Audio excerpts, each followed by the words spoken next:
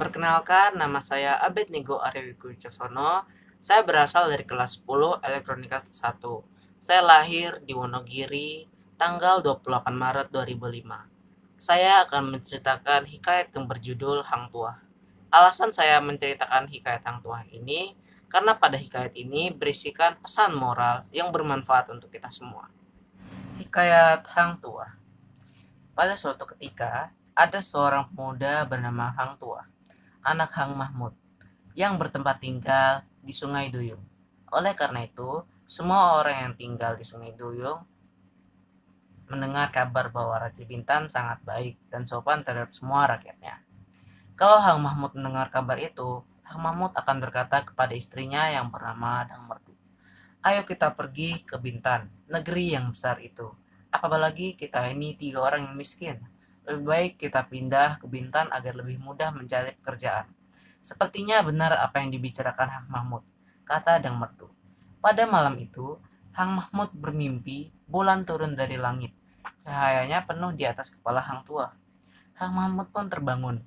Lalu anaknya diangkat dan dicium baunya. Seluruh tubuhnya seperti bau wangi-wangian. Siang harinya, Hang Mahmud pun menceritakan mimpinya kepada istri dan anaknya. Setelah mendengar kata suaminya, Dang Merdu pun langsung memandikan dan melulurkan anaknya. Setelah itu, diberikannya kain, baju, dan ikat kepala sebab putih. Lalu Dang Merdu memberikan makan Hang Tuah, nasi kunyit dan telur ayam. Dan juga memanggil para pemuka agama untuk membacakan doa selamatan untuk Hang Tuah. Setelah selesai, dipeluknyalah anaknya itu. Lalu kata Hang Mahmud pada istrinya, "Adapun anak kita ini dijaga baik-baik dan jangan dikasih main jauh-jauh." Keesokan harinya, Hang Tuah membelah kayu untuk persediaan. Lalu ada pemberontak yang datang ke tengah pasar. Banyak orang mati dan luka-luka. Orang-orang pemilik toko meninggalkan tokonya dan melarikan diri ke kampung.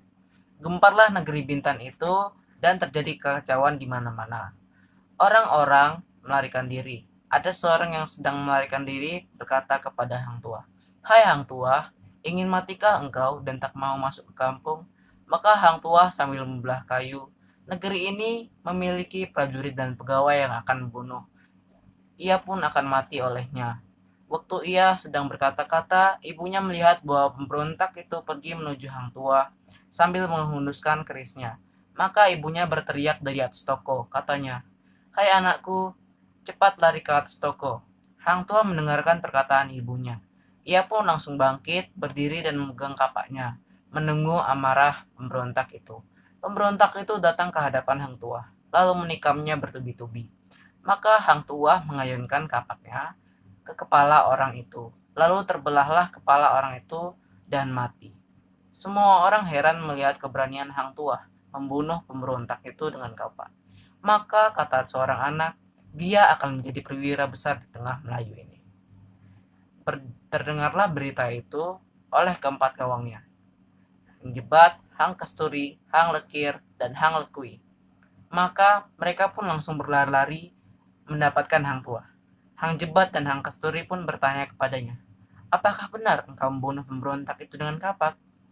Hang Tuah itu pun tersenyum dan menjawab, "Pemberontak itu tidak pantas dibunuh dengan keris, melainkan dengan kapak atau kayu." Kemudian karena kejadian itu, Baginda Raja sangat mencukuri adanya sang Hang Tuah. Jika ia tidak datang ke istana, pasti ia akan dipanggil oleh sang raja. Maka Temenggung pun berdiskusi dengan pegawai-pegawai yang lain yang juga iri hati kepada Hang Tuah. Setelah diskusi itu, datanglah mereka ke hadapan sang raja. Maka saat itu, Baginda sedang duduk di tahtanya bersama para bawahannya. Tumenggung dan segala pegawai-pegawainya datang berlutut, lalu menyembah sang raja. "Hormat tuanku, saya mohon ampun dan berkat. Ada banyak berita tentang pengkhianatan yang sampai kepada saya. Berita-berita ini sudah lama saya dengar dari para pegawai-pegawai saya." Setelah sang Baginda mendengar hal itu, maka raja pun terkejut lalu bertanya, "Hai kalian semua, apa saja yang telah kalian ketahui?" Maka seluruh menteri-menteri itu menjawab, "Hormat tuanku, pegawai saya yang hina tidak berani datang, tapi dia yang berkuasa itulah yang melakukan hal ini." Maka Baginda berkata, "Hai Tumenggung, katakan saja, kita akan membalasnya." Maka Tumenggung menjawab, "Hormat tuanku, saya mohon ampun dan berkat. Untuk datang saja hamba takut, karena yang melakukan hal itu Tuan saya sangat menyukainya." Baiklah kalau Tuhan percaya pada perkataan saya. Karena jika tidak, alangkah buruknya nama baik hamba seolah-olah menjelekkan orang itu. Setelah Baginda mendengar kata-kata Tumenggung yang semikian itu, maka Baginda bertitah, "Siapakah orang itu? Sang Hang Tuah kah?" Maka Tumenggung menjawab, "Siapa lagi yang berani melakukannya selain Hang Tuah?" Itu. Saat pegawai-pegawai hamba memberitahukan hal ini kepada hamba, hamba sendiri juga tidak percaya. Lalu hamba melihat sang Hang Tuah sedang berbicara dengan seorang perempuan di istana Tuan ini. Perempuan tersebut bernama Dang Setia. Hamba takut ia akan melakukan sesuatu pada perempuan itu. Maka hamba dengan dikawal datang untuk mengawasi mereka. Setelah Baginda mendengar hal itu, murkalah ia sampai mukanya berwarna merah padam. Lalu ia bertitah kepada para pegawai yang berhati jahat itu. "Pergilah, singkirkanlah si durhaka itu." Maka Hang Tuah pun tidak pernah terdengar lagi di dalam negeri itu. Tetapi si Tuah tidak mati, karena si Tuah itu perwira besar. Apalagi dia menjadi wali Allah. Kabarnya sekarang ini Hang Tuah berada di puncak hulu Sungai Perak. Di sana ia duduk menjadi raja segala Batak dan orang hutan. Sekarang pun raja ingin bertemu dengan seseorang. Lalu ditanyainya orang itu dan ia berkata, "Tidakkah Tuan ingin mempunyai istri?" Lalu jawabnya, "Saya tidak ingin mempunyai istri lagi." Demikianlah cerita hikayat sang Hang Tuah yang bisa saya sampaikan. Baiklah teman-teman, pesan moral yang bisa kita ambil dari hikayat Hang Tuah adalah jangan pernah mudah mempercayai rumor yang beredar sebelum membuktikan kebenarannya. Dan kita harus mencontoh keberanian yang ditunjukkan oleh Hang Tuah dalam menghadapi lika-liku hidup. Itu saja yang bisa saya sampaikan. Apabila ada salah kata, saya mohon maaf. Terima kasih.